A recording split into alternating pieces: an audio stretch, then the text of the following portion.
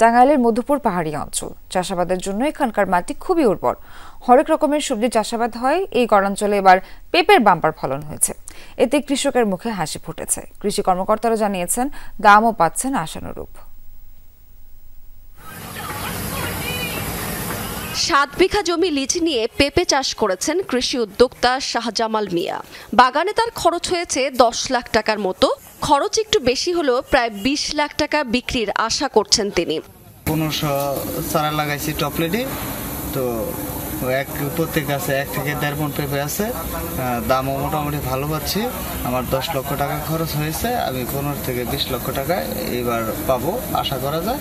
মধুপুরের মিজাবাড়ি, ভাইঘাট, বেরিবাইত, গারোবাজার, দোখলা, আলোকদিয়া সহ বিভিন্ন এলাকার চাষিরা দেশীয় জাতের পাশাপাশি টপ লেডি, গ্রিন লেডি, থাই সহ নানা জাতের পেঁপে চাষ করেছেন। এখানকার প্রতিটি গাছ থেকে মিলছে 50 থেকে 60 কেজি পেঁপে। প্রতিটি গাছে খরচ হয়েছে 300 থেকে 400 টাকার মতো, তবে পেঁপে মিলছে 1000-1200 টাকার।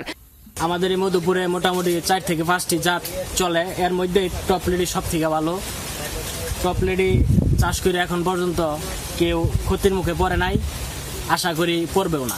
3000 3500 পিপি প্রতিদিন ঢাকা, সিলেট, চিটাগাং, কক্সবাজার যায়। টপ লেডির পিপিটা বেশি আবাদ করি, এটা ফলন 4 মাসে ফলন আসে, এটা খুবই লাভবান। আবাদ ফসল করি, আমি একজন চাষি, আশা করি যে এবছর পেঁপের ফলন ভালো, লাভ হবে আশা করি।